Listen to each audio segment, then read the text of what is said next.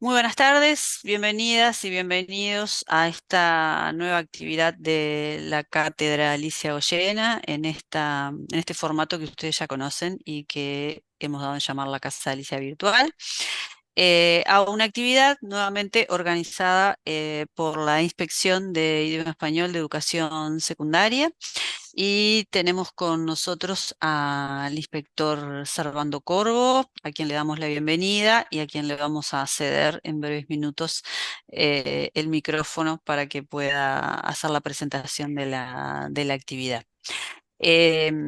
Estoy dentro del equipo de la Casa de Alicia, acompañada por mi compañera en la gestión, la profesora Marcela Turubich, encargada de comunicaciones de la cátedra, y por mi compañera, la profesora Karina Techera, de apoyo a la realización de las actividades.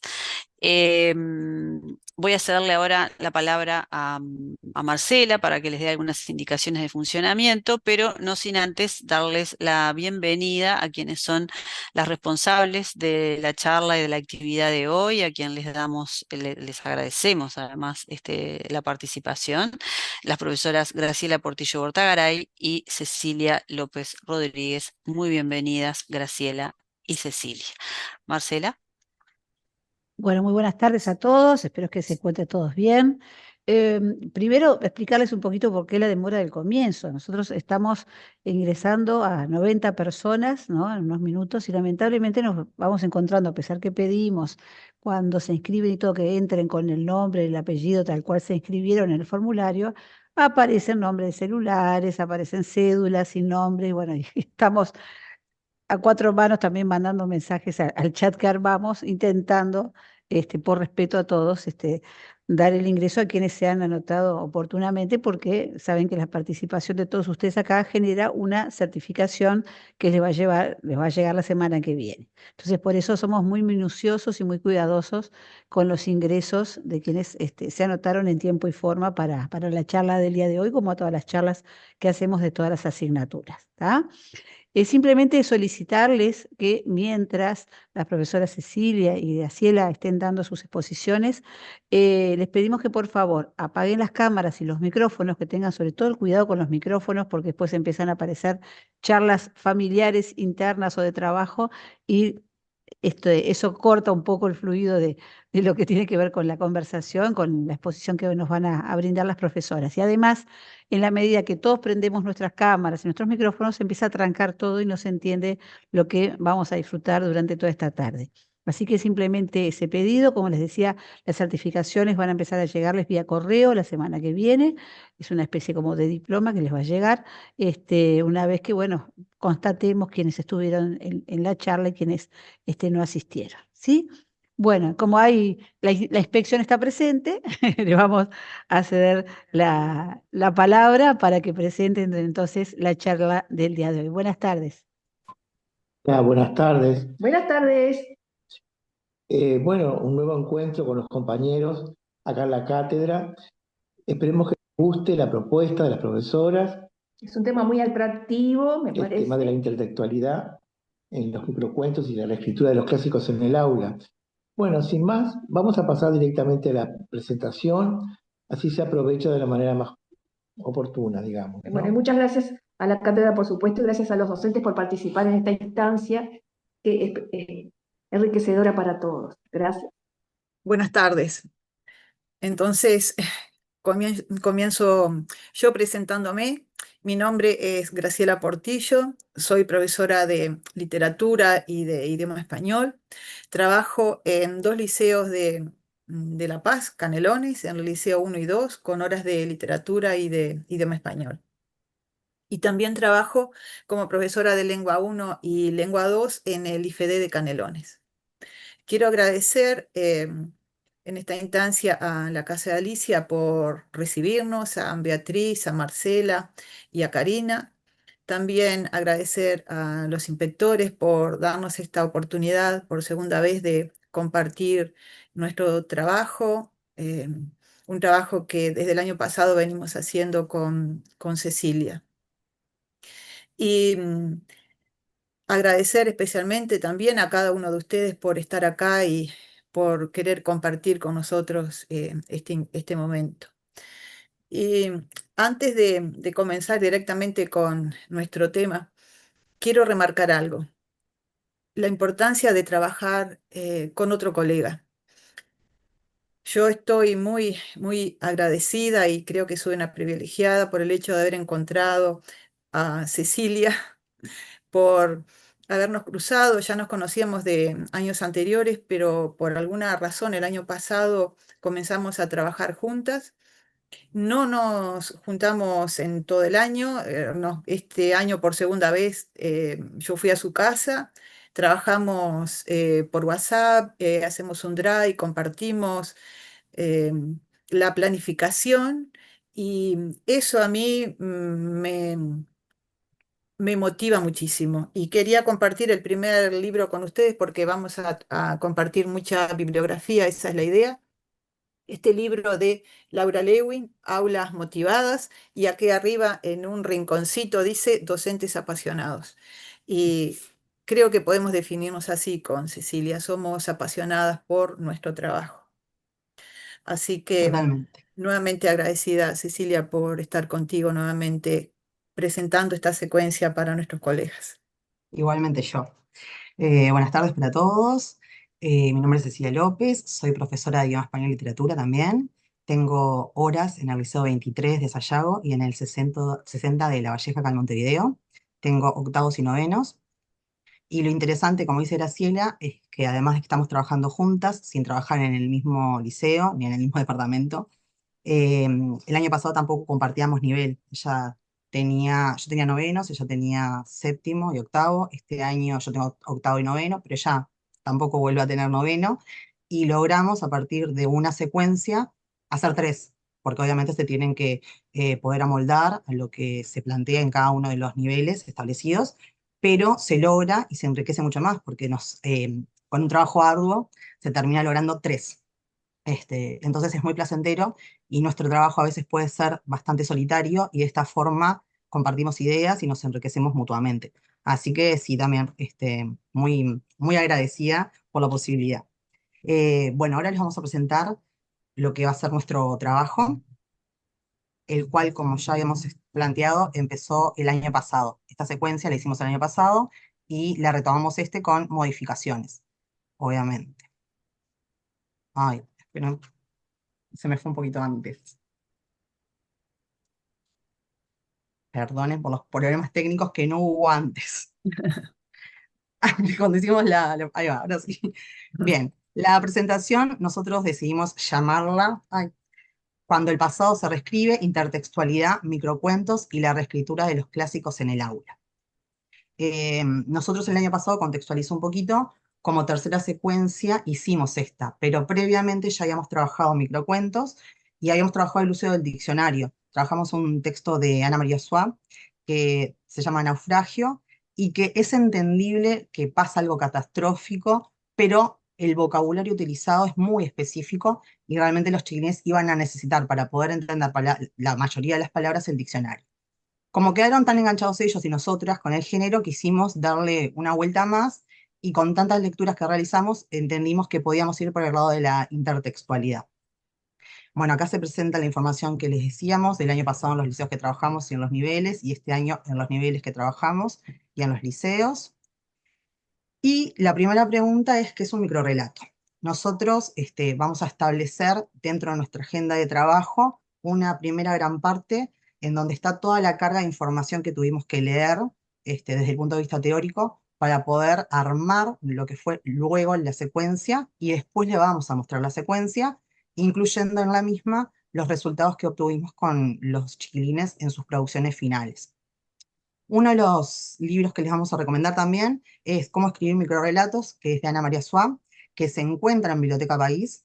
En mi caso, inclusive lo leí de ahí, no lo tengo físicamente, y de ahí nosotros pudimos no solo ver que había actividades y sugerencias de lecturas, sino que también se establece posibles definiciones de microrrelato. Ahí, si ustedes miran, hay 12 en total.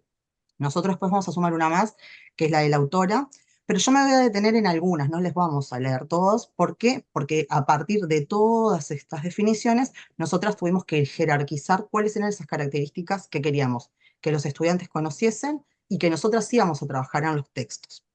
Una de las que nos parece muy interesante es la de Francisca Noguerol, que es una crítica española, que dice, es una forma narrativa breve, que raramente supera la página de extensión, y sí diferencia del cuento tradicional por sus tramas ambiguas, personajes abocetados, lenguaje multívoco y finales sorprendentes. En este caso, inclusive, nosotros sabemos por otras lecturas que hemos hecho que la idea es que llegue a unas 300 palabras más o menos un microrrelato. Teniendo en cuenta eso, vamos acotando el margen de lo que nosotros podemos considerar un microrrelato, pero la brevedad no es necesariamente la característica más importante.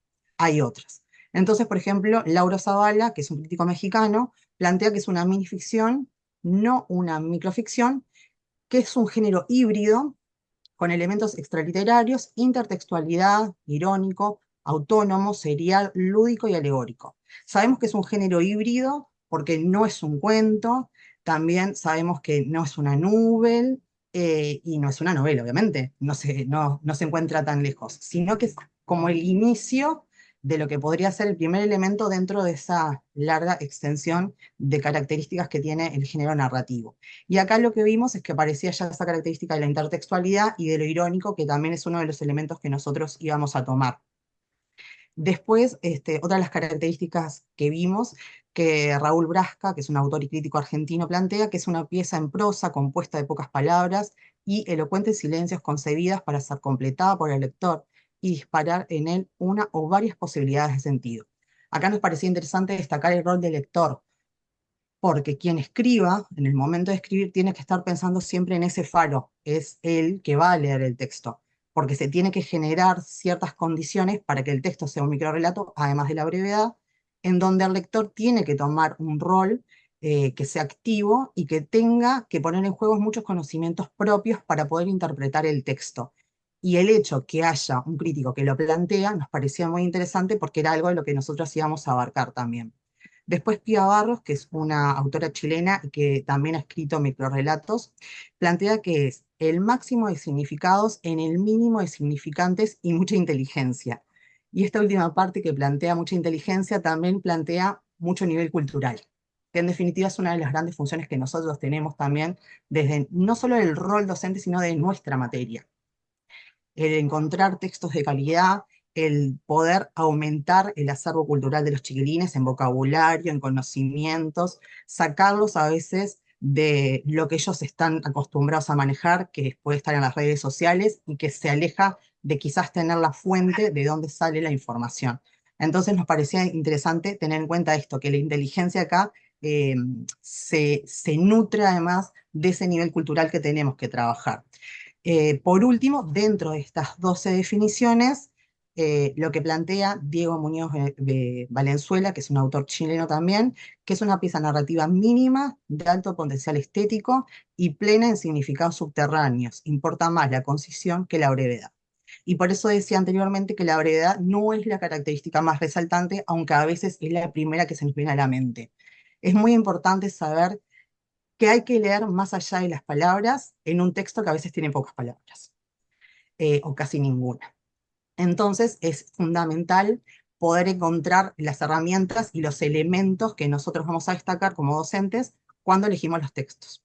Además de la intertextualidad, de lograr ese lector activo, también otros recursos como pueden ser los recursos estilísticos que se utilizan.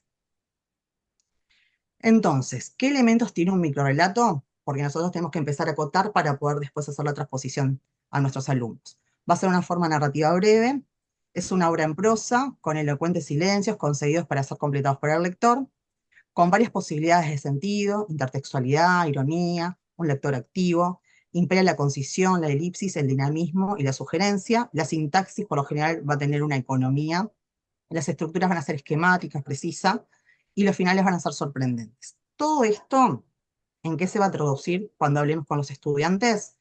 En que va a haber un giro inesperado al final, en la brevedad, porque nosotras elegimos textos que son muy breves, eso fue adrede.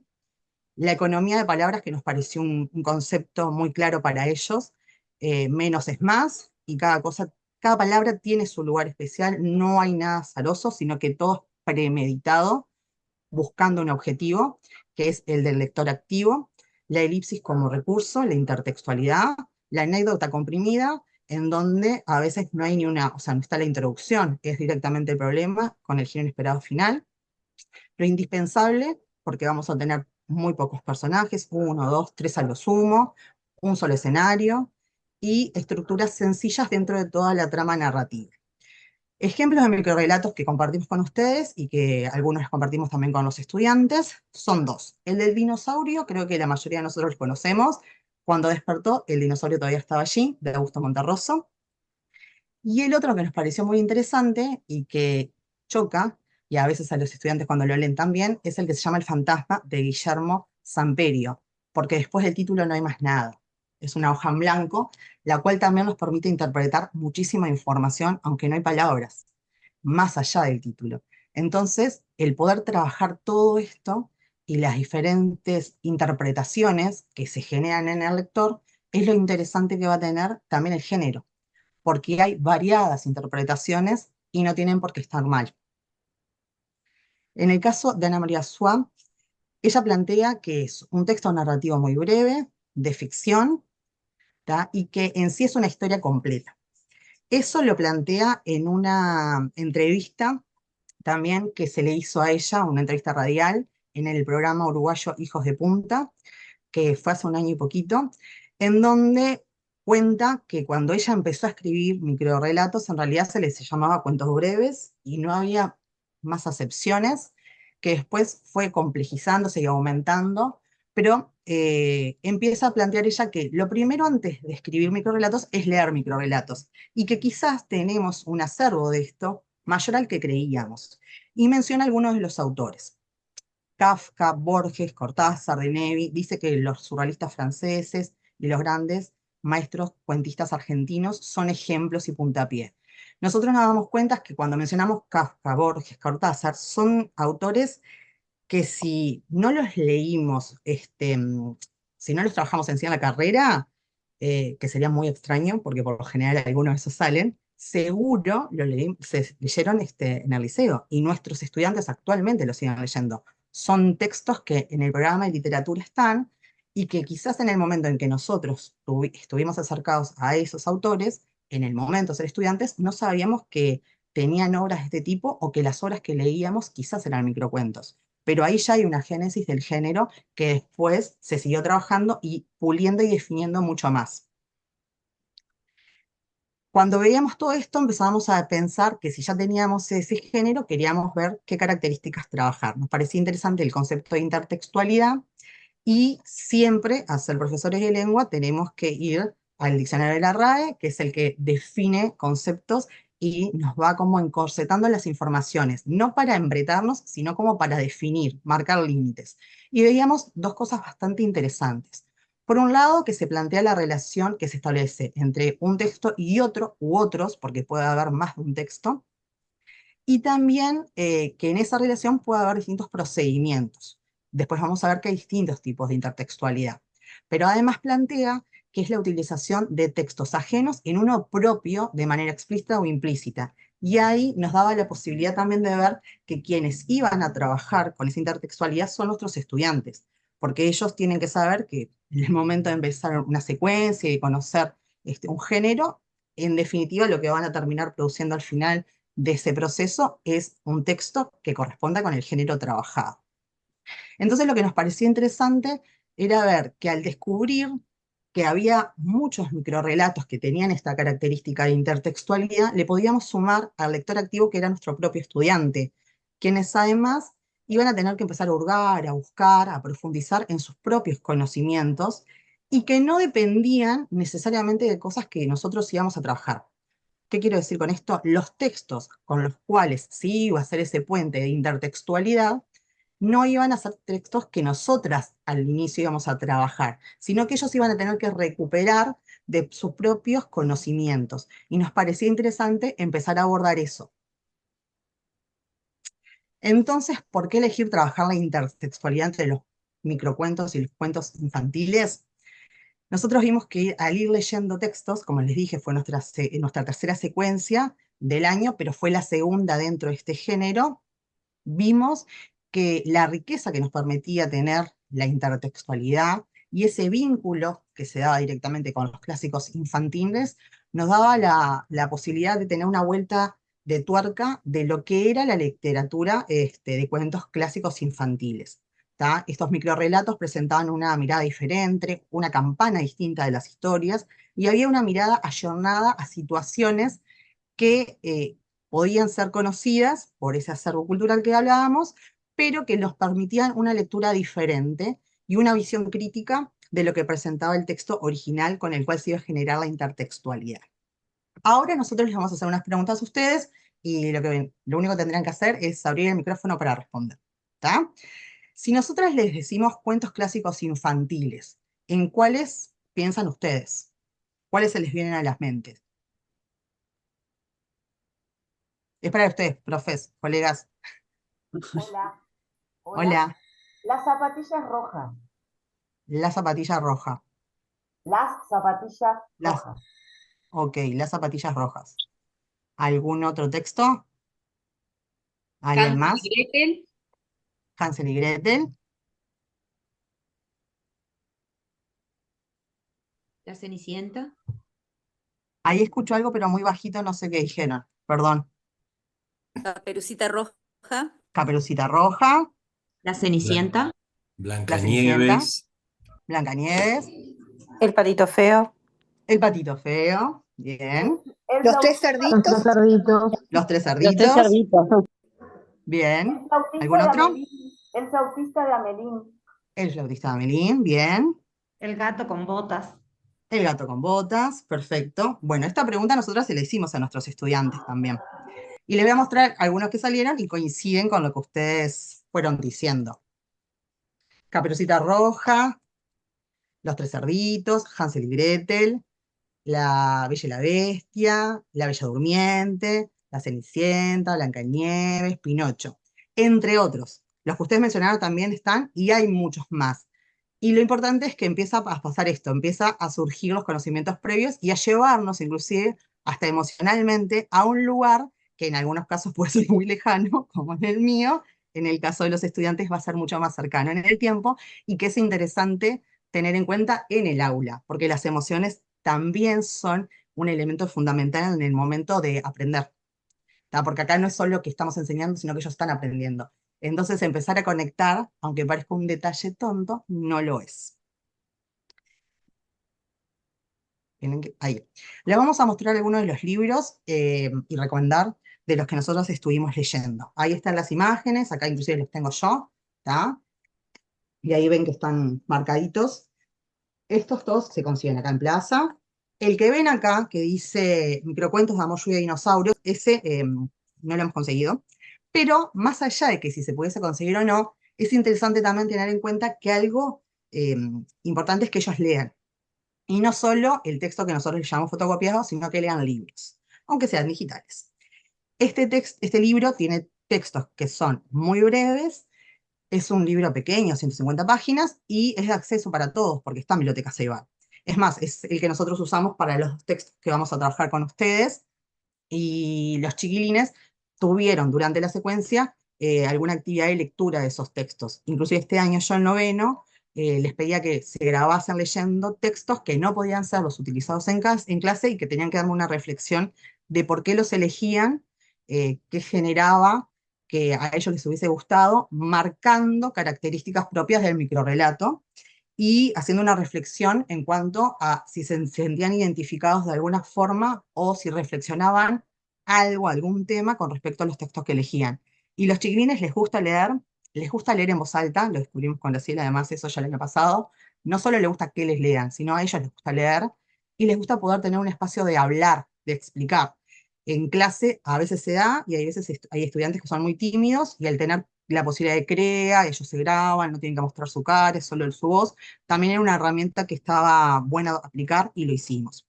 Otros libros más que hay, que están ahí también, son Delitos Menores, que en realidad tiene microcuentos muy breves, otros un poquito más largos, pero que siguen siendo microcuentos, y algún cuento también. Si es una compilación.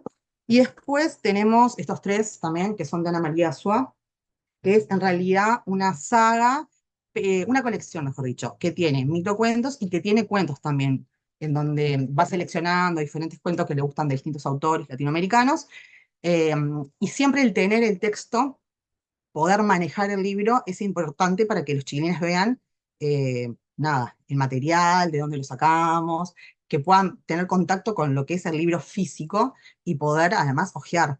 Nosotros si le damos libros, ellos empiezan a mirar, empiezan a leer y se entusiasman con eso, y es un medio también para que ellos puedan entrar en ese mundo si es que no son ya afines, porque hay alumnos que leen y leen mucho. Bien, lo otro que les queríamos contar es que la intertextualidad se puede clasificar en tipos. Los tipos se pueden mencionar de forma explícita o no, dependerá del nivel, dependerá del grupo, pero sí podemos tener en cuenta como la finalidad de cada uno de estos tipos de intertextualidad para elegir cuáles queremos trabajar en clase. Nosotros les contamos que existe la alusión, que es la referencia indirecta a ese texto de intertextualidad, la cita, y ahí usaremos comillas, o la itálica, la parodia, que es esa imitación con un fin cómico o crítico de la obra intertextual, el pastiche, que es una imitación como homenaje sin ser crítico, y después la reescritura, que es reinterpretación del original, ¿tá? Tomando personajes, situaciones. Lo importante de esto es que uno tiene que elegir como docente cuáles de estos tipos quiere manejar en clase para poder trabajarlos, pero además saber que tiene que quedar claro el concepto de plagio y que en este caso no se da, porque a veces sí se da.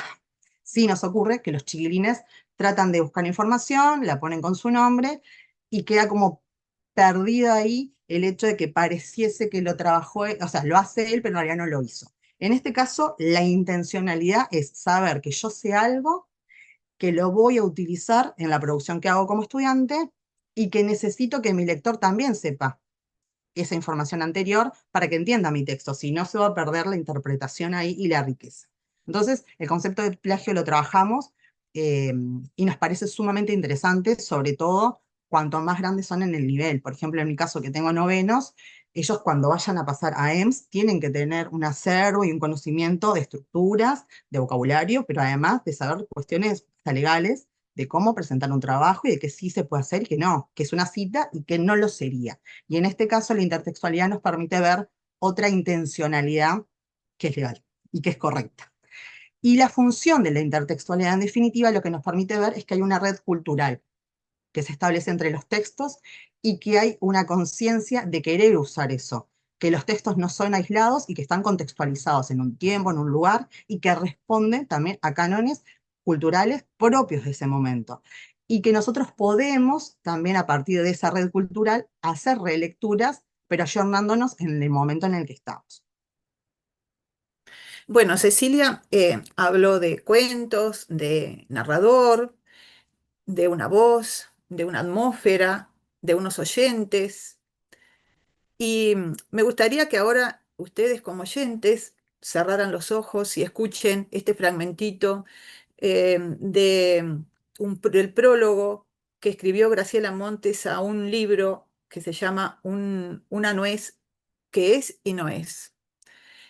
Y escuchen esta parte del prólogo, con los ojos cerrados, así pueden imaginar el tránsito por donde nos lleva la narradora. Silencio. Está por comenzar la ceremonia. ¿Pendemos de la voz o de la letra? Había una vez, y se abre la casa imaginaria. Nos deja que la habitemos. Al principio es extraña y tal vez nos sorprenda que haya cosas que nos recuerden tanto al mundo, aunque todo es ritual. La voz, la modulación de esa voz, el libro, nos señale constantemente que lo que ahí sucede es y no es al mismo tiempo. Poco a poco nos vamos familiarizando, le descubrimos los trucos a la casa imaginaria, notamos que suelen estar dispuestas de cierta manera las habitaciones. El cuento sigue y sigue, es un hilo que no se corta. De pronto, al doblar un recodo, nos acompaña hasta la puerta. Colorín colorado, por aquí se sale, este cuento se ha acabado, ya estamos afuera. Otra vez en el mundo, exiliados, hasta la próxima ilusión de ese sitio donde las nueces eran y no eran al mismo tiempo.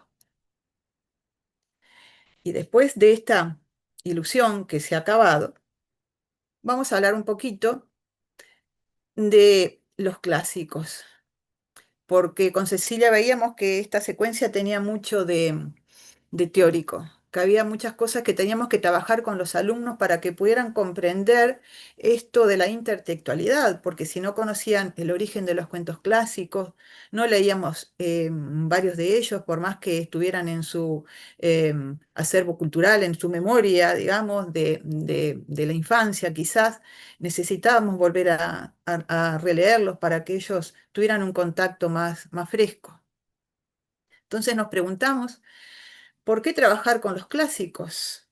Y no podemos evitar pensar en un ensayo de Italo Calvino que fue escrito en el año 1981 y que fue publicado en el año 1985 por su hija Esther de forma póstuma. En este ensayo, Italo Calvino reúne 14 definiciones para responder a esta pregunta: ¿por qué leer los clásicos?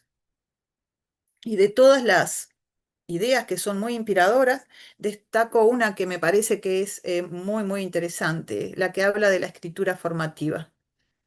Él dice: se llama clásicos a los libros que constituyen una riqueza para quien los ha leído y amado, pero que constituyen una riqueza no menor para quien se reserva la suerte de leerlos por primera vez en las mejores condiciones para saborearlos. Y él aclara que las lecturas pueden ser tal vez al mismo tiempo formativas en el sentido de que dan una forma a la experiencia futura, proporcionando, y miren todo lo que nos proporcionan estas lecturas: modelos, contenidos, términos de comparación, esquemas de clasificación, escalas de valores, paradigmas de belleza, cosas todas ellas que siguen actuando en el lector a lo largo del tiempo. No se leen los clásicos por deber o por respeto, dice Italo Calvino, sino por amor, salvo en la escuela. La escuela, bueno, y pondríamos nosotros el liceo, debe hacerte conocer bien o mal cierto número de clásicos. Después podrás reconocer tus propios clásicos. La escuela está obligada, dice Ítalo, a dar instrumentos para efectuar una elección, pero las elecciones que cuentan son las que ocurren por fuera de la escuela. Un clásico es clásico, perdón, lo que persiste como ruido de fondo. Y yo me remarqué esta expresión, ruido de fondo, porque ese ruido de fondo que vamos a sentir en los microcuentos es esto justamente, ese sonido, esa música del texto clásico que los alumnos van a poder reconocer en cada uno de los microcuentos que vamos a trabajar. Entonces dice, es clásico lo que persiste como ruido de fondo para formar nuestro propio gusto por la lectura. Forma una guía, un punto de referencia para disfrutar de otras nuevas lecturas, por semejanza, oposición o por evocación. Entonces dice allí en el punto número 14, es clásico lo que persiste como ruido de fondo, incluso allí donde la actualidad más incompatible se impone. Y también voy a compartir algo que dijo Ana María Machado, que es una escritora brasileña. Decíamos que en esta secuencia vamos a compartir una bibliografía extensa porque nos parece que a nosotros como docentes nos enriquece esto de poder compartir lo que ha tenido éxito en nuestras aulas. Y Ana María Machado es una escritora, como les decía, brasileña que nació en Río de Janeiro en el año 1941. Es miembro de la Academia Brasileña de Letras y en el 2011 fue presidenta de esta institución. Y ella dice: cada uno de nosotros tiene derecho a conocer, o al menos saber que existen las grandes obras literarias del patrimonio universal. Varios de estos contactos se establecen por primera vez en la infancia y en la juventud, abriendo caminos que pueden recorrerse después, nuevamente o no, pero ya funcionan como una señalización o como un aviso. Esta historia existe, está a mi alcance. Sí, sé dónde buscarla. Y eso es lo que nosotros procuramos en nuestras clases, de que los alumnos después puedan saber a dónde buscar estos estos temas, estos personajes, estos objetos de los cuentos clásicos, dónde encontrarlos. Bien, y bueno, ahí tenemos el libro de Ana María Machado, Lectura, Escuela y Creación Literaria, donde saqué esta cita. Hay Bien, ahí algunos vemos ya. textos, sí. Ujú. Ay, Sí, perdón, Cecilia, perdón, si dale, querés dale. contarles. Que nosotras con esto que ya había dicho Graciela, de que pensábamos que los chiquilines obviamente estos cuentos los conocen la mayoría, pero nos parecía interesante volver a ellos con diferentes focos, con diferentes, perdón, formas de trabajo. Una de ellas fue, por ejemplo, en CREA, subir textos y que ellos tuviesen el acceso desde ahí. Otra de las cosas que hicimos fue llevarles los textos y ahí les mostramos imágenes. Yo acá les muestro uno, por ejemplo, son libros como gigantes, ¿tá? Son 20 libros, entonces se los llevábamos a clase y ellos también podían leerlos. Al ser para niños, tiene toda la parte de dibujos, como ven ustedes ahí, que para ellos resulta muy interesante lo visual y los retrotraía a su propia infancia, a textos que conocían. Algunos nos mencionaban inclusive estas reversiones, no con microrelatos, pero sí con cuentos, en donde se contaban otras versiones de algunos personajes, y lo estábamos hablando con Graciela, que son textos que aparecen en los libros de primaria. Creo que era en el libro de De cuarto, cuarto. quinto, Ujú. cuarto, ahí va. Entonces, los chiquilines, aunque estuviesen en octavo o noveno, porque a mí, por ejemplo, me pasó en noveno, ellos recordaban los textos que habían trabajado en la escuela y nosotros veíamos cómo lo que se aprende entusiasmado, con cariño, porque ellos también pueden aprender con cariño, con ganas, y donde nosotros transmitimos también esa pasión y esas ganas de aprender de forma quizás divertida, ¿por qué no? Ellos lo pueden rememorar y lo pueden volver mucho tiempo después. Y bueno, estos libros los llevábamos y podían ellos ir leyendo. A veces leíamos en voz alta, otras veces se juntaban en grupos, iban leyendo diferentes textos y muchos de los que ustedes mencionaron también aparecen acá. Ujú. Bien, y antes de hablarles un poquito del concepto de secuencia didáctica y de la importancia de esto, sí, esto que decía Cecilia, enseguida que empezamos a trabajar el concepto de cuento clásico y recordar esas lecturas, ellos trajeron a la clase, evocaron esos momentos en que con sus maestras habían reescrito a Caperucita, creo que era con Caperucita. Y, y piensen ustedes que fue en cuarto año, no fue en sexto. Primero, yo recordaba que eso había sucedido porque durante algún tiempo trabajé en la formación de maestros como formadora de lengua.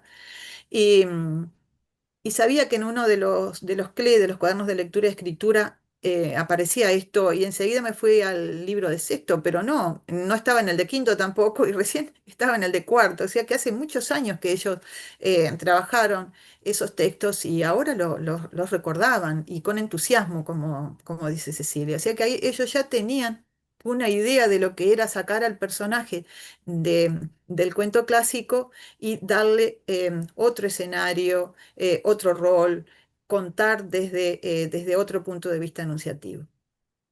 Y eso nos dejó muy contentas porque ya veíamos que había allí insumos desde donde salir.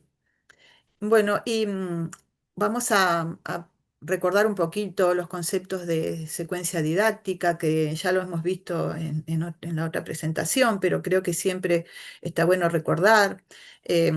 Planificamos la secuencia didáctica y sí, por supuesto que la tenemos que planificar, porque eso nos da, nos guía, nos da el camino, nos da tranquilidad y sobre todo encausa nuestro trabajo. Como dice Broncar, una secuencia es una serie de unidades temporales o clases centradas en un género de texto o en uno o en varios problemas de este género. A esto lo vamos a ver en los microcuentos. Y para Dora Riestra, recuerden que Dora viene al Congreso, no se pierdan sus charlas, sus presentaciones. Dora Riestra dice que una enseñanza organizada en secuencias didácticas le da a los alumnos herramientas comunicativas y lingüísticas necesarias para la producción de textos pertenecientes a un género determinado.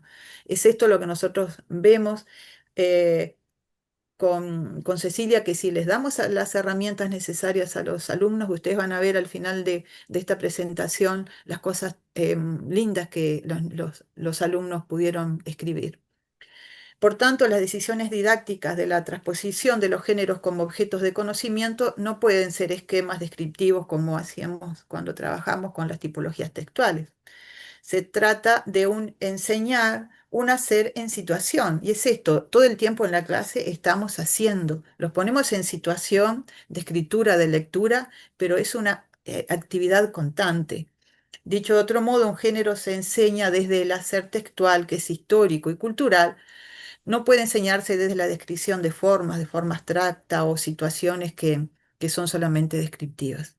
Y miren que yo ya tengo 30 años de docente, los otros días se cumplieron y recordaba lo difícil que fue para mí el tránsito de trabajar con tipologías a los géneros, pero después de abrazar el trabajo en secuencias de géneros, eh, me pareció mucho más sencillo para nosotros y con resultados preciosos para nosotros como docentes y para nuestros alumnos. Bien, vamos a ver entonces ahora la génesis. Ah, perdón. Ahora viene una actividad motivacional y después Ahí va. recién vamos a ir a la génesis del relato clásico. Ah, ¿quiere decir ahora? No, no, no. ¿No? Está. Bien. Nosotros ya teníamos en cuenta entonces que es una secuencia, cómo queríamos, qué queríamos trabajar en la misma, que era esto de microcuentos, intertextualidad, el lector activo que no aparece en el título, pero lo sabíamos, y reescribir los clásicos. Entonces tenemos que pensar cómo empezar. Hubo diferentes actividades. Tengan en cuenta que nosotros planificamos para 3 niveles, hacemos una planificación y después de esa se van diversificando las otras 2. Pero bueno, para la secuencia que les mostramos a ustedes, fuimos eligiendo como las más significativas de cada una de esas modalidades de trabajo. Entonces, la actividad motivacional iba a constar, en este caso, de 2 partes. La primera es una rutina de pensamiento que era individual. Nosotros le entregábamos esa imagen a los estudiantes y pegábamos la misma en el pizarrón, que entre paréntesis, Servando el año pasado vio esa actividad motivacional en una visita que le hizo a Graciela, y muchas de las cosas que van a surgir ahora, él las vivenció, porque estaba ahí. Nosotros lo que le pedimos a los chiquilines es que nos dijesen, con palabras nada más, qué es lo que veía. Después de trabajar eso, tenían que pensar en, bueno, estas palabras, ¿a qué me llevan? ¿Qué me hacen pensar? Y ahí sí elaboraban enunciados. Y por último, en la rutina de pensamiento, ellos se tienen que hacer preguntas. Pero si les costaba hacer preguntas, podían ir como al futuro y pensar, ¿qué vamos a trabajar a partir de esta imagen que estamos viendo? Entonces la pregunta se la hacemos ahora nosotros a ustedes. ¿Qué es lo que ven en esa imagen? Solo necesitamos palabras, o bueno, o capaz que alguna idea que tenga 2, 3 palabras como mucho, pero no armen ningún enunciado. Díganos como hicieron nuestros estudiantes. Para eso sí abren los micrófonos. El hombre lobo. El hombre lobo, bien. ¿Qué más? Un viaje al espacio. Está, pero acuérdense que no tienen que armar oraciones o enunciados. Ah, Lo más conciso posible. Un hombre en el espacio. Bien. Un hombre en el espacio. ¿Qué más? un perro viajero, entonces. Bien. ¿Qué más? La luna. y el sol. La luna y el sol. Bien. Luna. Perro, luna. Supervivencia, Bien. ¿Cómo? supervivencia, supervivencia. Supervivencia. Bien. Interesante. Bueno, nosotros cuando leímos esto, Sí. muy bien, perfecto. Me río porque esa nos salió a las 2. Y eso fue lo que dijo Servando Y cuando salió estaba en la la que hizo clase. Servando. Está bien. Y a Aquí mí no, alguien en ese momento no, en también el me chat, pasó. Cecilia, alguien en el chat decía, ay, a ver, se me fue. El hombre lobo o algo así, Bien. vi que alguien había Bueno, ahora les escrito. muestro algunas de las palabras que ellos pusieron. ¿Tá? Algunas pusieron que era un perro, otros pusieron Ujú. que tenía un casco. Para algunos había lunas, interpretaban que era la luna que todos vieron y creemos que lo que había alrededor también como que era una luna. Entonces está la luna y las lunas. Algunos hablaban del cono de la vergüenza porque entendían como que lo que tenía acá era cuando le ponen el veterinario a los perros. Bueno, entonces decían cono de la vergüenza, que lo conocían así. Otros nos decían que estaban en el espacio. Otros nos dijeron que había agua porque veían algo celeste. Y otros dijeron que el animal era un lobo. Después que había estudiado esas palabras y otras tantas más, es que se pasaba a la segunda parte. ¿En qué piensas? Y en eso ellos nos contaban que pensaron que el perro tenía dueño, que estaba solo el animal, que se había lastimado y lo curaron. otros mencionaron el viaje espacial de la perra laica. Y entonces a partir de ahí empezaban a pensar en distintas posibilidades. Cuando llega la tercera parte del proceso, bueno, ¿qué creen ustedes que vamos a trabajar entonces? Entonces surgía la posibilidad de fantasía, de viajes, el Principito, mencionaron algunos, otros dijeron cuentos, algunos dijeron cuentos infantiles, y también surgió en los grupos el concepto de cuentos clásicos para niños. Entonces, cuando estaba toda esta información y ya había sido compartida, le planteamos que algunos de estos aspectos iban a ser trabajados, pero que teníamos que llegar a la parte B para ver cuáles eran los que surgían de verdad de esta lista junto con nuestra secuencia. La parte B ya era un trabajo grupal, porque la primera parte era individual. La parte B era grupal, no tenía nota, y lo que sí iba a tener era una lista de cotejo con semáforo. Porque algo que me olvidé de decirles es que cuando armamos la secuencia elegimos dos competencias, la comunicativa y la relación con el otro. Entonces, en este caso, la lista de cotejo, que después la van a ver, tenía que ver con el hecho de cómo ellos trabajaban. Y es importante dárselas con la actividad, porque ellos tienen que saber cuáles son esos criterios que vamos a tener en cuenta y que en este caso se tenían que autoevaluar ellos. Nosotros lo íbamos a ir viendo porque vamos a ir pasando por los grupos, pero es importante que ellos sepan que hay momentos que ellos son los que tienen que observarse y ver cómo trabaja en este caso el grupo. La consigna decía, hay que armar el texto. 1. El texto se ha desordenado y deben ordenarlo en equipo. 2. Hay un total de 20 palabras, 3 comas y un punto. 3. Para ello tengan en cuenta las siguientes pistas. Y le decíamos que el texto no tenía título, que sí tenía el nombre del autor o autora, o sea, el nombre y apellido, y que después lo que había era el texto en general. Entonces ellos sacaban de un sobre las palabras separaditas y empezaban a jugar con combinaciones y ver qué es lo que salía. Después de eso, nosotros, no, y le decíamos que tenían por lo menos dos formas distintas de escribirlo, que no era solo una manera correcta de hacer. Después de eso le damos unos 5 minutos, así podíamos ir recorriendo e ir viendo las impresiones de ellos, si podían trabajar o no, y si lograban empezar a armar el texto. A partir de los 5 minutos les dábamos dos nuevas pistas, y le decíamos que la letra itálica, que le explicábamos es la torcidita, chiquilines, se usó para el nombre del libro, porque les dábamos la fuente. Y la otra pista era que había dos palabras que funcionaban como una idea, y que no se podían separar, que tenían que estar juntas.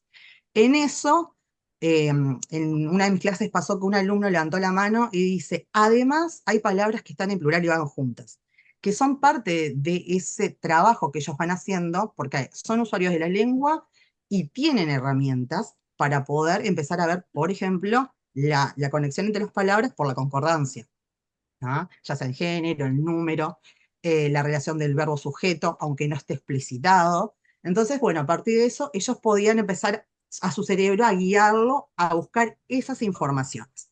Las palabras que nosotros les damos son todas estas que ustedes ven ahí, así desordenadas, y poco a poco fueron como armando las posibilidades. Después nosotros en el pizarrón íbamos escribiendo las posibilidades que habían surgido, y veíamos qué cosas podían ser y cuáles no, dentro de lo que ellos habían armado.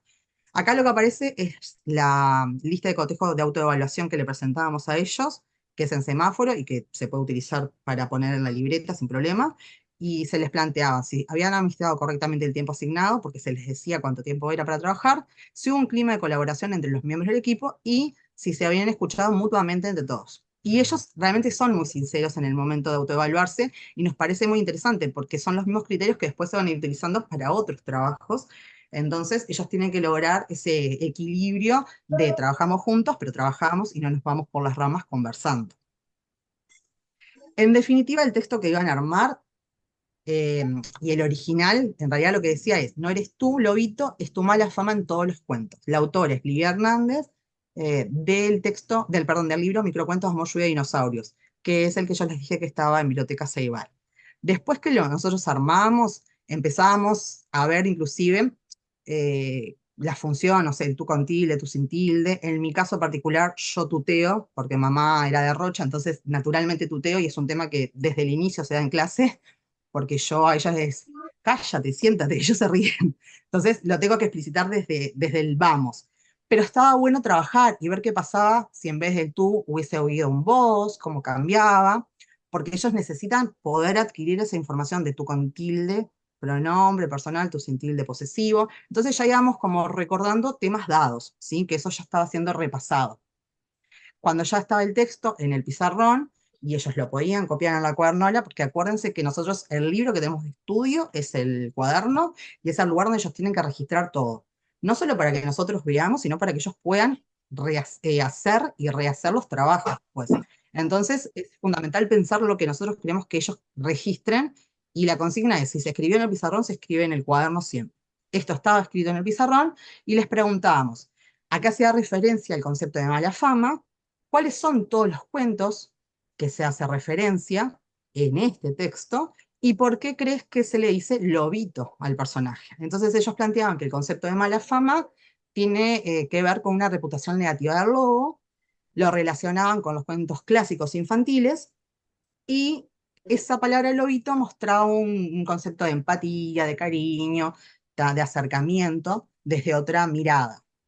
Entonces, a partir nosotros de esta actividad, podíamos empezar a trabajar el reconocimiento de los clásicos, la definición de cuento clásico, que no se la pusimos porque, como ya estuvimos hablando, la idea era, ustedes ya saben, ahora, bueno, después lo trabajamos con los estudiantes, el reconocimiento del vínculo entre este texto que trabajamos de Livia Hernández y los clásicos que ellos reconocieron, el de Caperucita Roja, Los Tres Cerditos y El Lobo y las Siete Cabritas. Entonces ahí ya empezaba a surgir el concepto de intertextualidad.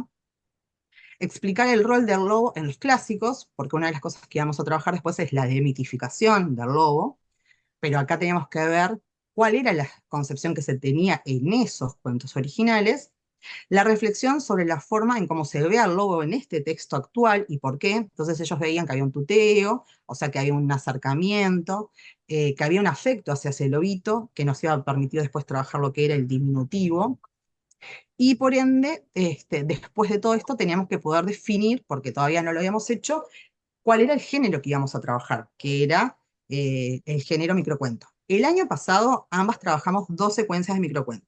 Entonces para ellos, en realidad, esta última parte ya estaba. Cuando leyeron el texto ya sabían que era microcuento.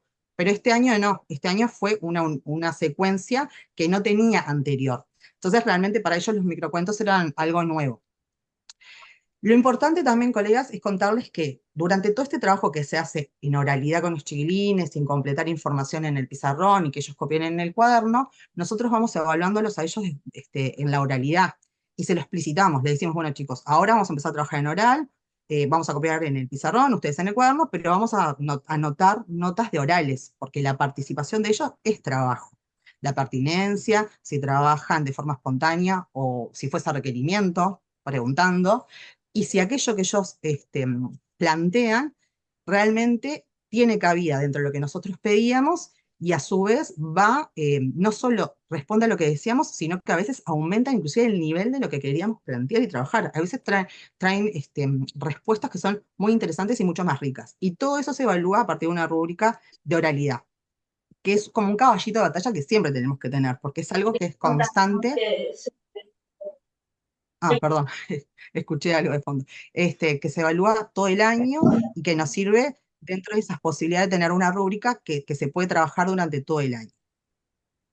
Bueno, el paréntesis gramatical que nosotros hicimos entonces fue el reconocimiento del género. A ellos, en el caso del año pasado, que ya sabían de microcuentos, ya me había surgido, pero este año que era algo nuevo, decían que era un cuento, porque reconocían que había narrador y personajes. Nosotros planteábamos que no, porque era un cuento que no tenía una extensión grande. Entonces, que el nombre tenía que representar lo largo que era ese texto. Y ahí empieza a surgir de forma natural el concepto de cuento breve, o cuento chiquito, cuento brevísimo, minicuento, microrelato, microhistoria, que son muchísimos de los nombres que tiene el género. Y nos parecía interesante que ellos pudieran ver que pensando desde la lógica surge información que es correcta y que es parte en este caso del nombre que tiene el propio género. Después veíamos que al decir lobito había una parte de la palabra que era muy importante y que es esa parte final, como dicen ellos, que indica el afecto, el cariño y la empatía, ¿tá? De parte del narrador hacia el personaje. Entonces, lo que hicimos fue una lluvia de ideas en el pizarrón de qué otras palabras se les podía ocurrir a ellos. rompí la pelota, Manuel. No estoy trabajando, tú estás mirando pues nomás. Y te tenés que empezar a buscar la ropa para cambiarte, para irte. Hay una colega que tiene el audio prendido y se escucha muy fuerte, perdón. Entonces, bueno, hicimos en el pizarrón una lluvia de ideas en donde poníamos la palabra con el diminutivo y buscábamos su palabra base y lográbamos reconocer que esa parte, ese sufijo de la palabra, se le llama diminutivo y que ellos lo reconocen. Acá lo que les mostramos es uno de los pizarrones que ocurrieron, pero lo interesante de esto, en donde por ejemplo dice mentirita, que viene de mentira, cosita, que viene de cosa, perrito, que viene de perro, aparece por ejemplo la palabra problemilla abajo, que viene de problema. Y nosotros culturalmente no diríamos problemilla, decimos problemita. ¿Por qué aparece esta palabra así? En mi caso es porque yo tengo alumnos que son del exterior, o sea, son de otros países. Y este caso fue un alumno venezolano. Entonces podíamos ver cómo la palabra la entendíamos perfectos todos, entendíamos que era un problemita, ¿tá? Que eran sinónimos, que es lo mismo, pero que en realidad, como es otro país, las palabras también que se utilizan a veces son diferentes.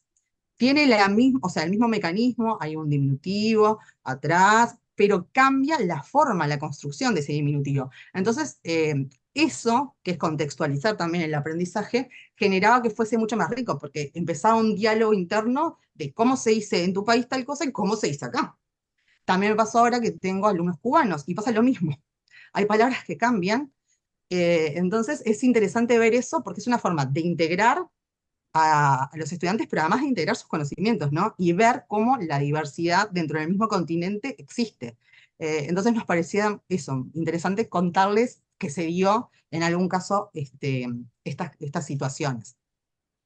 Bien, y recordábamos con Cecilia, yo le contaba que en mi caso del año pasado, surgió ese juego con el morfema base y el morfema flexivo, que armaron una familia de palabras, ¿sí? Con la base lob, y hasta salieron palabras como lobuno y lobesno, que estuvo muy interesante.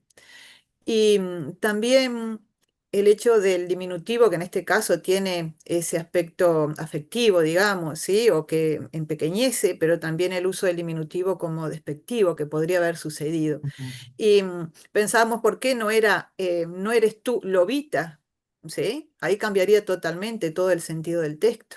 Entonces de ahí nos vamos nuevamente a la intertextualidad, a este personaje del lobo que, como decían con Cecilia, aparece en tantos cuentos clásicos.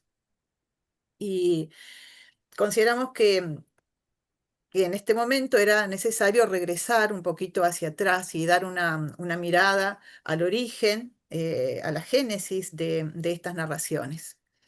Y vimos en la secuencia del año pasado que presentamos, la de los refranes, que muchos de estos refranes, igual que los cuentos clásicos, forman parte de la memoria colectiva, ¿sí? Que los alumnos tienen guardado un reservorio de cuentos clásicos y de refranes, que en el caso de los refranes, a medida que íbamos recordándolos, salieron a borbotones en la clase. ¿Sí? Y ellos los tenían como guardados, ¿sí? En su memoria. Sucedió lo mismo con los cuentos, con los llamados clásicos maravillosos, tradicionales. Y vamos a ver una cita de Mirta Castedo, que es una profesora de lengua, que ha trabajado muchísimo promoviendo la lectura en la infancia y en los jóvenes. Y miren todos los adjetivos que ella usa para valorar a estos cuentos. Ella dice, son objetos culturales densos, atravesados por la historia, poblados de múltiples resonancias, impregnados de la complejidad propia del espíritu humano. Como extrañas oraciones geológicas, son el producto de la superación del tiempo sobre el tiempo. Ellos conservan, vestigios de antiguas creencias fosilizadas. Es por ello fundamental procurar que esta profundidad entre al aula, que no se banalice su sentido, que no se banalice ese sentido moralizante que tienen los cuentos clásicos, que no se caricaturicen en versiones en nombre de la simplificación. han perdido toda su carga cultural y literaria, y ahora vamos a ver en qué aspecto. Estos cuentos merecen recibir un tratamiento de textos literarios de pleno derecho. Los chicos merecen ser tratados como lectores plenos.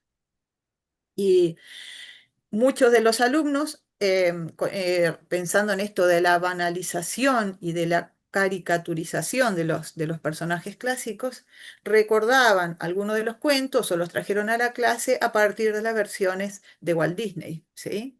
Donde veíamos qué sucedía con los personajes en las películas de Walt Disney. Se los endulzaba demasiado. Nos da a Walt Disney una visión muy edulcorada de estos cuentos tradicionales, pero nosotros teníamos que ir a la fuente. Y para eso vamos a recordar y recordamos con los alumnos esto, todo en el cuaderno, escribimos las biografías de los grandes compiladores de estos cuentos populares, conversamos acerca del tiempo en los que ellos recopilaron estos cuentos que estaban en la memoria colectiva, que eran de carácter oral, igual que los refranes, ahí todo el tiempo estamos regresando a lo ya trabajado, y que en algún momento de la historia se pudieron recopilar de forma escrita, ¿sí? Pero estos relatos estaban en, en la sabiduría popular, en la memoria de la gente. Bien, vemos ahí que Charles Perrault, que como sabemos es francés, nació dentro de una familia de nobles, ¿sí? De aristócratas, escribía para la corte de Luis XIV y a pesar de que recogían algunos aspectos populares, sus cuentos, ¿sí? Siempre tenían un final triste o desagradable, ¿sí? Eh, pero dejaban en su cierre una función moralizante o didáctica. Y ustedes recuerdan la versión de Perrault de Caperucita, donde hay una moraleja final que se recuerda muy bien, que iba destinada más que nada a las mujeres, ¿sí? Y que es en verso. Entonces, los cuentos de Perrault, ¿sí? Tratan de instruir a los lectores. Sin embargo, los hermanos Grimm, Jacob y Wilhelm, bueno, que sabemos que son alemanes y popularizaron algunos relatos como Hansel y Gretel, La Bella Durmiente, Blancanieves. em, en la mayoría de sus cuentos, en los cuentos de los hermanos Grimm, vamos a ver que cambian los finales, ¿sí? Ya los buenos son los que ganan, y hay una especie de placer al matar al malo en los cuentos de los hermanos Grimm, a diferencia de los cuentos de Perrault, donde prevalecen valores moralizantes casi divinos. En la otra, ahí está. Entonces, para sintetizar, ¿no? La literatura infantil comienza a hilarse entre la literatura oral y la folclórica. Recordamos que en sus inicios estos relatos no iban dirigidos a los niños porque todavía no estaba definida, digamos, la infancia como una etapa del desarrollo de la persona, sino que los niños eran tratados como o considerados como adultos en miniatura. Recordábamos que trabajaban a la par de los adultos, que eran propiedad de sus padres, ¿sí? Entonces no había un destinatario infantil, digamos, sino que eso se fue dando a lo largo del tiempo con las diferentes versiones. La literatura de tradición oral, de carácter anónimo y popular, se transmitía, como decíamos, de boca en boca, hasta que la escritura permitió registrarlo y hacer la recopilación. En la otra, Cecilia. Bien, ¿qué teníamos que hacer nosotros y consideramos que era muy importante esto en esta etapa de la secuencia? Hacer la desmitificación de los personajes, de las situaciones y hasta de los objetos de los cuentos clásicos. ¿Y qué es desmitificar? Es eliminar justamente mitos o falsas nociones que rodean a un tema o a una persona. ¿Qué implica en la secuencia esto? Y fue un trabajo que nos gustó mucho y que los chiquilines enseguida lo captaron, ¿sí? Implica, primero, leer, como decíamos con Cecilia, leer en la clase, hacer rúbricas de lectura y fueron instancias muy interesantes donde ellos se ponían realmente en situación de lectura. En mi caso les subí a CREA una selección de cuentos que ellos hicieron y estuvimos leyendo como 3 o 4 clases. Ahí veíamos no solamente la vocalización, sino además el tono, la idea de párrafo, o sea que la lectura, a partir de la lectura, también nosotros planteamos una evaluación. Bien, ¿qué es desmitificar entonces? Se trata de aplicar la intertextualidad para exponer capas de significado. Las ideologías son los aspectos que se han ocultado en la recepción tradicional del clásico. Esto lleva a una lectura crítica y renovada de la obra, romper con algunos estereotipos y reconocer elementos simbólicos. Y en este tema, en esta parte de la secuencia, nos detuvimos a ver todos los objetos que en los cuentos tienen un valor simbólico, como el zapato, la manzana, la caja de cristal, ¿sí? Bien, la otra, Cecilia. Bien, y aquí tenemos otra vez una actividad intermedia con otro microcuento. Tenemos ahí la consigna, siempre las consignas y las actividades las subimos a CREA. Y los aspectos que vamos a trabajar en este microcuento son pronombres, los aspectos lingüísticos, pronombres, la pregunta retórica, que ellos ya tenían idea de la pregunta retórica porque la habíamos trabajado en los refranes, la elipsis, ironía y sarcasmo. Entonces, ahí está la consigna. Le saqué palabras al texto. Faltan sustantivos, pronombres y verbos conjugados. Les doy un banco de datos con palabras para que lo puedan completar. Como ayuda, les decimos, las palabras están con distintos colores, así como las rayas de los espacios donde van. Tengan en cuenta que algunas palabras sobran. ¿Qué palabra utiliza un diminutivo? Después sería la pregunta, ¿con qué intención? Pero primero vamos a completar el texto. Bien. ¿Se animan ustedes a completar el texto?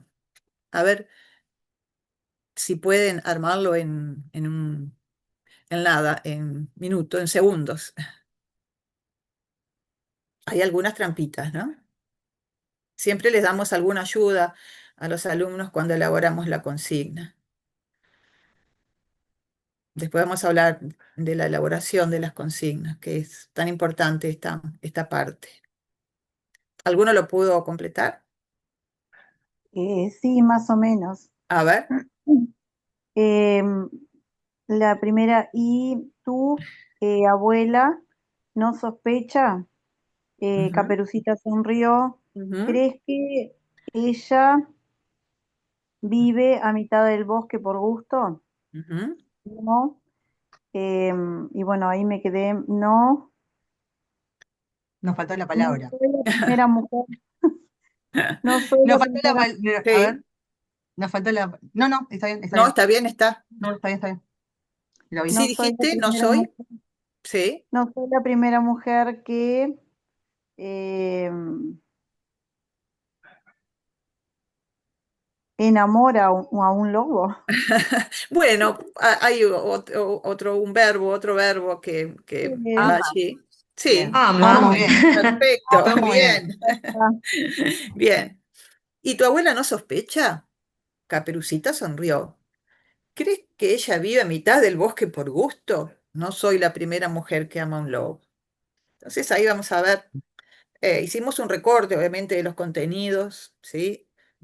No, no didactizamos el texto, no trabajamos todo lo que se puede, sino que primero fuimos a los pronombres, la importancia de los pronombres, la función de los pronombres allí. Si querés ir al... ahí está, bien.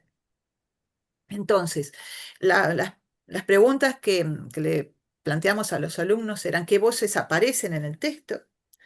¿Qué conocimiento tiene cada personaje? Porque vieron que aparece un diálogo y cada personaje sabe algo del otro. Reconocer los pronombres y su referencia. Bien, y vemos entonces que en este microrrelato se utilizan pronombres de una manera estratégica, ¿sí? Para ocultar y revelar la identidad de los personajes, creando esa sorpresa en el lector.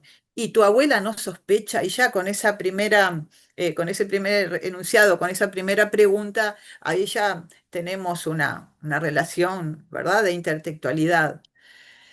La ironía es la principal figura literaria de este microrrelato, ¿no? ¿A dónde está la ironía? Bueno, en la sonrisa de Caperucita, como decía Cecilia hoy, en lo no dicho, que es tan importante en los microcuentos, ¿sí? En lo sugerido. Aquí aplicamos la pragmática, ¿no? A veces en los textos, o más que nada en estos microcuentos, vemos que lo no dicho es mucho más que lo dicho. La relación de Caperucita con el lobo no es un acto de miedo en este texto, ahí ya tenemos la desmitificación, sino un acto de amor. En este microrelato se basa por completo en este cuento, en Caperucita, y veíamos con los alumnos qué elementos de ese de ese cuento aparecen en el microcuento. Y ahí ya íbamos tirando lazos a la producción que ellos iban a hacer dentro de poco, ¿no? En este caso aparece a la abuela, el lobo y el bosque, ¿sí? Pero se le da un significado diferente en el texto. A ver la otra, Cecilia. No, todavía no. ¿No? Bien. Otras cositas que quería decirles acerca de este texto, ¿no? La frase final, no soy la primera mujer que ama un lobo, ¿no? Esa es la clave de la ironía. em, Muestra que la historia que nosotros conocemos, ¿no? La de la canasta, la abuela, el lobo malvado, encubre en realidad una historia mucho más compleja. Y la relación de este texto, ¿no?, con Caperucita, em, vemos que para entender el microrrelato, el lector tiene que saber muy bien el cuento original, saber la función de cada uno de los personajes. El autor utiliza el conocimiento previo del lector para crear un efecto de sorpresa.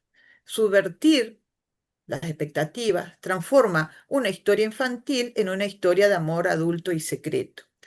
Elementos como la abuela, entonces, el lobo, el bosque, son tomados de ese cuento original, pero se les da un significado nuevo y eso es lo que trabajamos con los alumnos. Entonces, ¿qué es lo que se desmitifica? La abuela. ¿Cómo aparecía la abuela en el cuento original? Era una víctima, ¿verdad? En el microrrelato es una cómplice. El lobo, ¿cómo era en el cuento original? ¿Sí? Un, un personaje malvado, ¿verdad?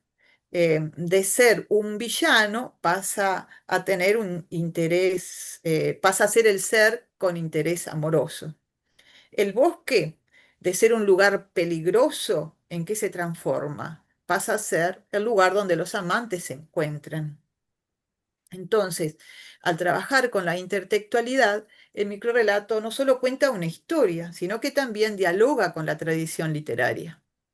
Es un buen ejemplo de cómo un autor puede tomar una historia conocida y darle un giro inesperado para que los lectores la vean desde una nueva perspectiva. Estos dos microrelatos funcionaron muy bien en la clase. Después vamos a ver qué ellos van a tomar para escribir. Muchos tomaron, obviamente, Caperucita. Y vamos a ver los giros inesperados que hubo en sus producciones.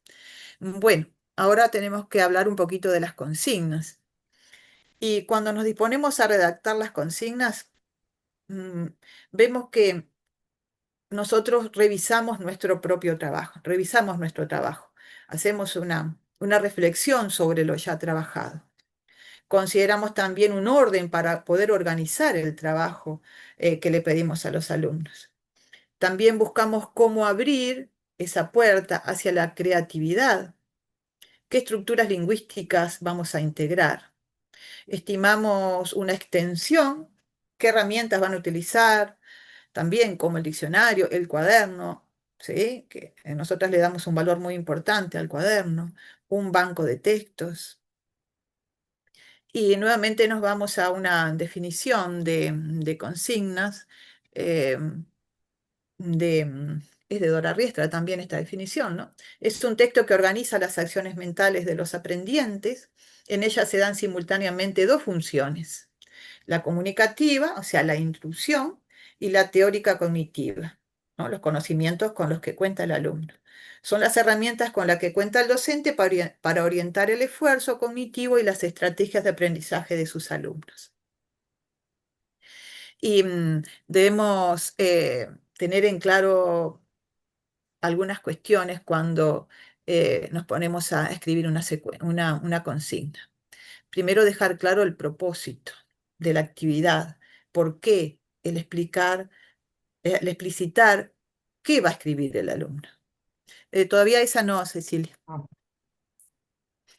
Después, la extensión, ¿sí? La consigna tiene que ser breve y bien organizada. El lenguaje para su elaboración, que debe ser accesible al alumno con un vocabulario adecuado a la edad y al contexto. Y pensar en el proceso que va a desarrollar el estudiante, ¿no? Activar conocimientos previos ya almacenados en la memoria, manipular, seleccionar, razonar y elaborar estrategias de resolución, eso que decíamos de hacer como una especie de trampolín para que el alumno, que la consigna sirva para que el alumno construya nuevos conocimientos. Bien, y ahora vamos a pasar sí, a la otra, donde ya nos ponemos en situación de escritura. Y desde el punto de vista teórico no siempre se consideró em, la escritura como un proceso, sino que en la pedagogía tradicional se entendía y se ocupaba de la escritura como un producto, ¿sí? Sin dar importancia a las condiciones de producción. Entonces nosotros cuando ponemos a nuestros alumnos en situación de escritura nos planteamos qué concepción teórica sustenta nuestra práctica, con qué metodología abordaremos la producción de textos, cómo será nuestra intervención docente en ese proceso de apropiación y desarrollo del lenguaje escrito. Y basamos nuestro trabajo en como es el modelo que plantean Flowers y Age, el, el eje que plantean estos investigadores, ¿sí? Está en la observación de los procesos mentales que se llevan a cabo cuando escribimos, ¿sí? La planificación, la producción y la revisión. Entonces, ¿qué sucede en cada una de estas etapas? La planificación, esto incluye el problema retórico y el texto en sí, ¿sí? ¿Qué es el problema retórico? Es lo que estructura la tarea escritural. ¿Por qué vamos a escribir determinado texto? ¿Quiénes lo leerán? ¿A través de qué forma se difundirá? ¿Cuál es el tema? ¿El registro que voy a emplear? Ahí se van a generar las ideas en una especie de esquema mental. Después en la producción, ¿sí? O traducción también le llaman ellos, es la fase donde el escritor traduce sus ideas y pensamientos a palabras escritas.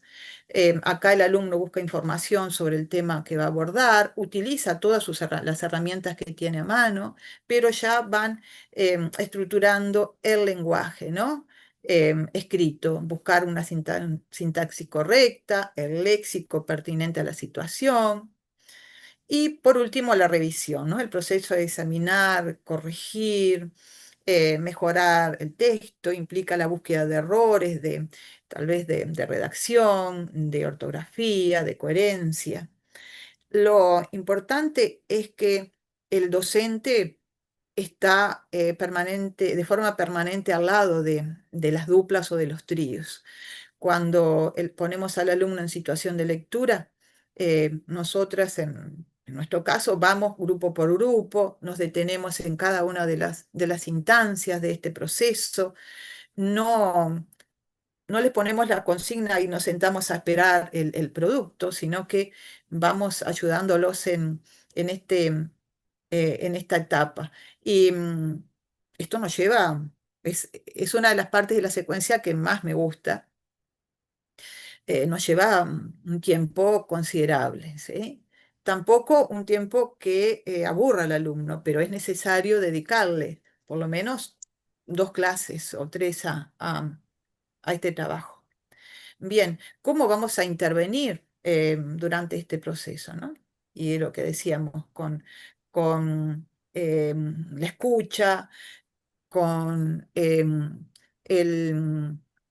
este juego de, bueno, a ver esta palabra y si la sacás y buscamos un sinónimo, no corregir, ¿sí? Aquello de corregir todo el texto y marcar, no, vamos conversando con el alumno y, eh, y reescribiendo ese texto junto con ellos. Bien, estos procesos, como decíamos, no se dan de forma lineal, sino de manera, no ocurren de una manera lineal, ¿no? Ni de manera ordenada, sino que estos procesos son simultáneos. Pasamos a la otra, Cecilia. Ahí está. Y acá cuando vamos a intervenir, ¿sí? Em, el trabajo de los alumnos, nos planteamos eh, algunas preguntas. ¿El alumno planifica antes de escribir? ¿Utiliza la revisión y la autocorrección? ¿El alumno puede reflexionar sobre su propio proceso de escritura? ¿Identifica qué está bien y qué necesita mejorar? En cuanto a la coherencia y la cohesión, las ideas están bien conectadas y el texto fluye de manera lógica. El texto se adapta al propósito y a las características del destinatario, del lector. El texto cumple la función para la que fue escrito. El alumno usa su conocimiento del tema para organizar las ideas de forma adecuada. Estas son preguntas que nos hacemos como docentes para habilitar al alumno a que podamos ver las evidencias en sus producciones de las respuestas a estas preguntas. Bien, esas eran las preguntas que recién leí. Bien. Bien.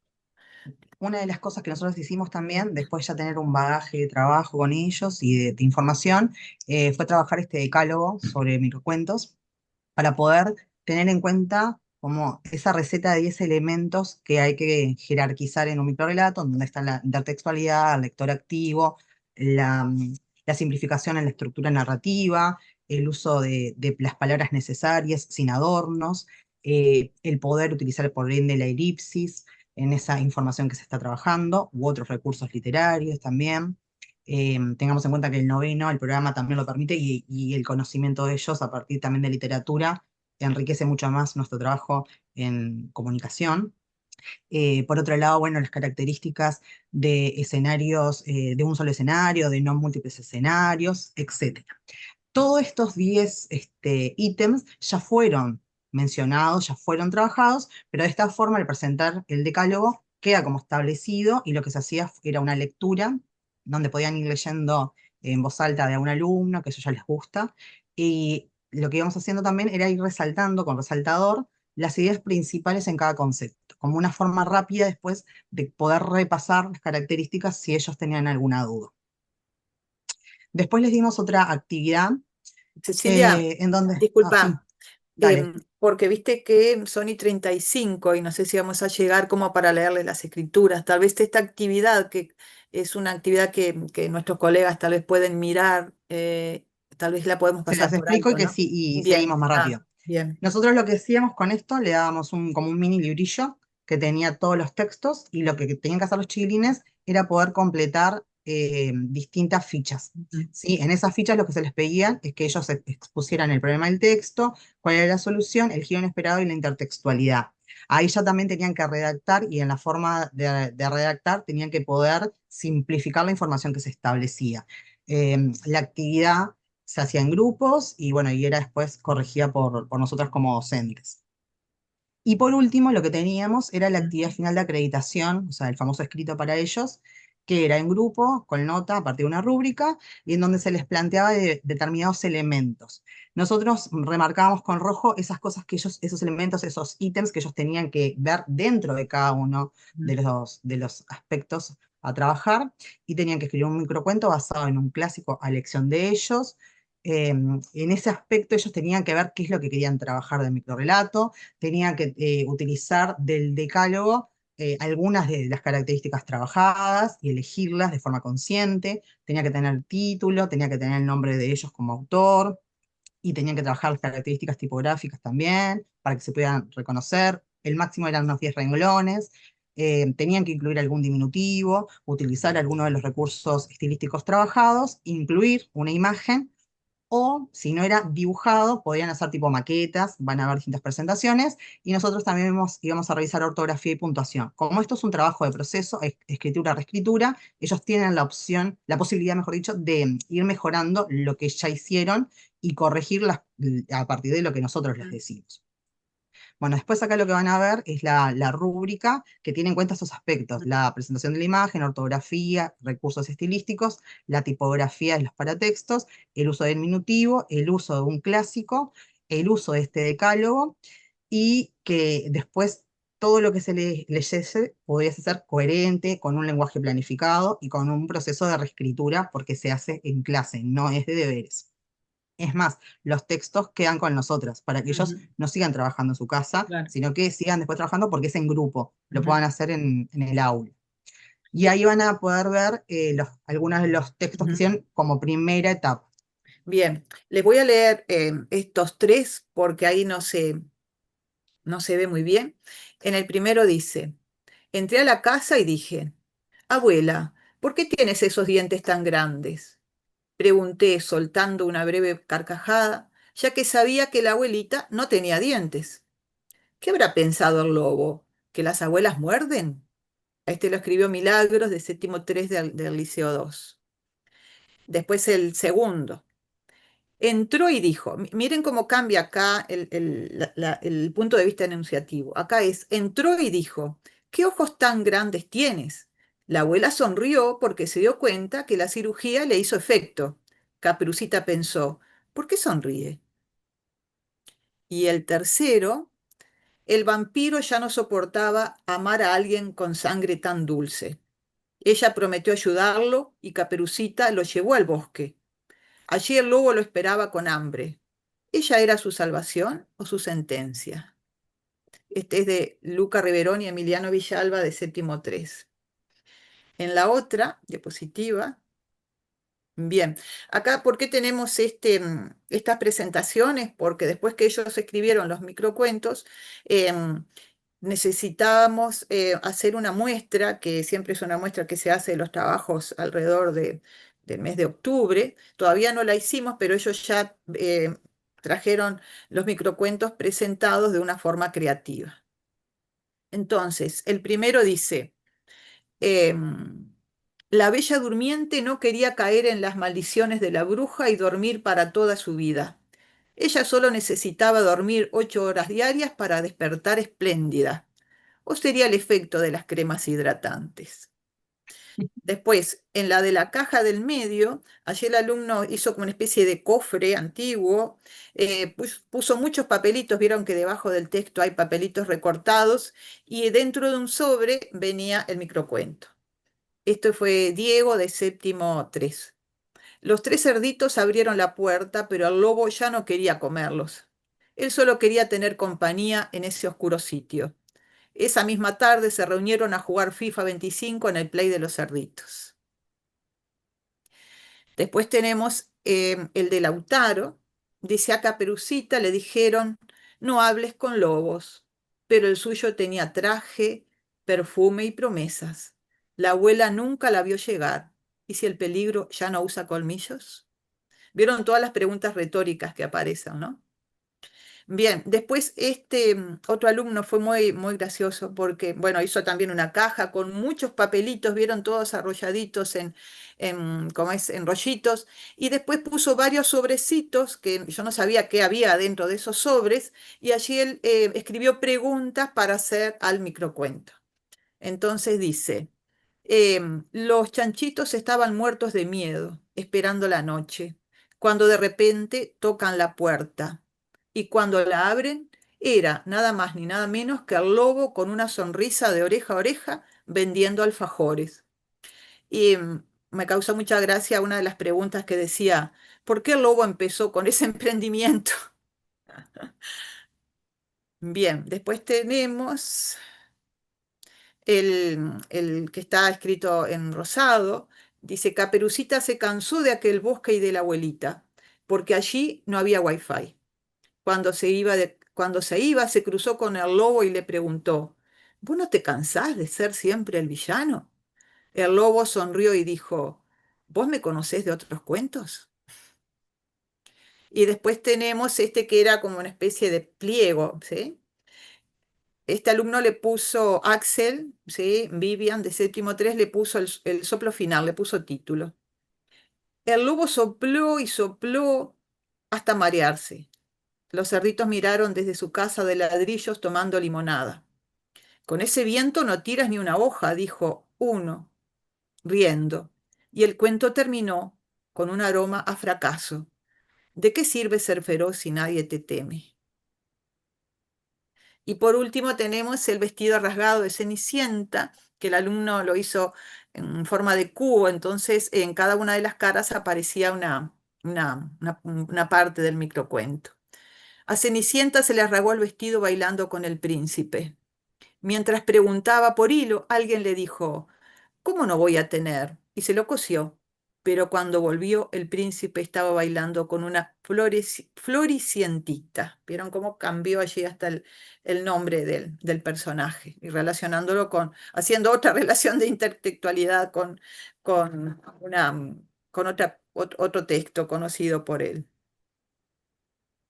Bien, y estas imágenes son de una muestra, esto es del año pasado también, en la muestra que hicimos en octubre, los alumnos tenían que presentar objetos relacionados con los cuentos clásicos. Entonces allí aparece eh, la casa de la bruja, que le habían puesto caramelos de verdad, después Caperucita. Bien, el lobo y los tres cerditos. Habían hecho dibujos, gigantografías y los habían pegado detrás de cada uno de los objetos. Después Hansel y Gretel, el zapato de Pulgarcito y Cenicienta. Estuvo muy, muy linda esa actividad de muestra de los objetos de los cuentos clásicos. Bien, en mi caso también, yo esto lo trabajé el año pasado, pero no recuperé tanta información de lo que habíamos trabajado. Eh, sí tenía estas dos, que una era también una casita de Hansel y Gretel, también hecho con caramelos, de verdad. Y el texto ahí abajo que dice, dulce traición, llegaron a la casita de caramelo, la bruja les sonrió y les ofreció la cena. ¿En serio crees que alguien va a caer en esta trampa hoy en día? Preguntó Gretel, con una sonrisa burlona. La bruja suspiró como si ya hubiera escuchado esa pregunta muchas veces. Y la parte de abajo no la puedo leer porque no la veo, perdón. ¿Qué No, dice? pero la tradición es la tradición. Bien. Y otro que es de este año, por ejemplo, dice, después de vos, como título, Bella cerró el libro y lo miró fijamente. ¿Me querés? Dijo él. Se fue. Esa misma noche él volvió a ser humano, pero el hechizo era otro. Ella no pudo volver a sentir lo mismo por nadie, aunque lo intentó muchas veces. Y la imagen la creaban con inteligencia artificial. Lo que nosotros vimos con Graciela es que los chiquilines se súper divirtieron haciendo los diferentes trabajos. eh, Les gustó, lo entendieron, lo resignificaron, porque ahora le dieron una vuelta de tuerca, y lograron reflexionar sobre temas que los tenían eh, con algún conocimiento de textos, pero que no lo habían visto quizás en algunos casos desde esa forma, viendo otra versión del Lobo, de Caperucita, pero además con una versión de adolescente ya, o de adultos, ¿me explico? Entonces fue interesante ver cómo entendían, cómo trabajaban, cómo adquirían conocimientos, y luego cómo se esforzaron tanto para hacer una muestra de un trabajo que les llevó unas cuantas clases, lo que fue el trabajo de producción textual, pero que para ellos fue sumamente placentero el hacerlo y el mostrarlo a los demás compañeros del liceo. Y después, antes de terminar, no sé, les mostramos un bonus track que hicimos, que fue una actividad en donde se hacía como un juego de preguntas y respuestas, donde les poníamos distintas preguntas que tenían todas que ver con microrrelato. A los chiquilines, en mi caso, los senté en ronda, se tenían que juntar de a dos y a cada grupo le dejaba una carta. Iban a tener 1 minuto y medio cronometrado para responder las preguntas y al 1 minuto y medio tenían que pasar la tarjeta hacia la derecha. Cuando se terminaban todas las preguntas de realizar, empezaba la parte de exposición oral. Ellos iban a tener el cuaderno corregido, en donde un alumno tenía que ser el que escribía y el otro el que buscaba la información en el cuaderno, porque lo podían utilizar, pero la parte interesante es que a veces no necesitaban el cuaderno porque ellos ya lo sabían y se acordaban, otras veces sí. Y lo otro interesante fue que en la parte oral ellos competían para ver qué grupo ganaba. ¿De qué manera? Levantaban la mano, yo le daba la palabra, y un alumno hacía en ese momento de secretario. Entonces iba anotando qué grupo daba el mejor oral. Entonces, si levantaba la mano un grupo, daba el oral. Si algún otro grupo creía que tenían una respuesta más completa, la planteaban, y ahí después decidíamos en grupo quién había dado el mejor oral. Entonces ellos podían tener como esa doble función, estudiante-profesor, y al final, el grupo que tenía más preguntas bien contestadas, de manera oral, ganaba un premio como en cualquier competencia, que eran golosinas o lápices, goma, lo que fuese. Cuestión es que ellos se motivaron mucho con esto, y haciendo un juego, en realidad era una forma más de evaluación, porque se estaba viendo todo lo adquirido, y trabajaban de manera oral, y ellos mismos podían evaluarse cuánto habían aprendido y cuánto sabían de los otros, o se dan cuenta, ah, claro, tal cosa yo no la puse.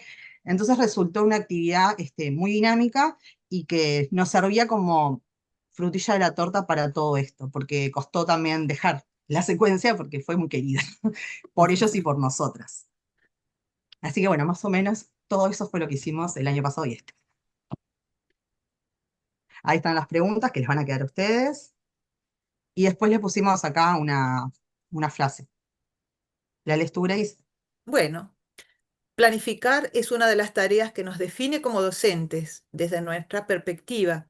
Define y acompaña los aprendizajes que queremos promover. Para trabajar en competencias, los profesores necesariamente trabajan en equipo, estimulan y orientan los aprendizajes. Es necesario ajustar la organización institucional para poder trabajar en equipo. Es de Anijovic, de Rebeca Anijovic y de Graciela Capelli, en el libro Sí. Planificar la enseñanza. Ahí va. Bien, que fue Bueno, sugerido por Inspección ese libro y bueno, enseguida fuimos a comprarlo y nos pareció muy útil.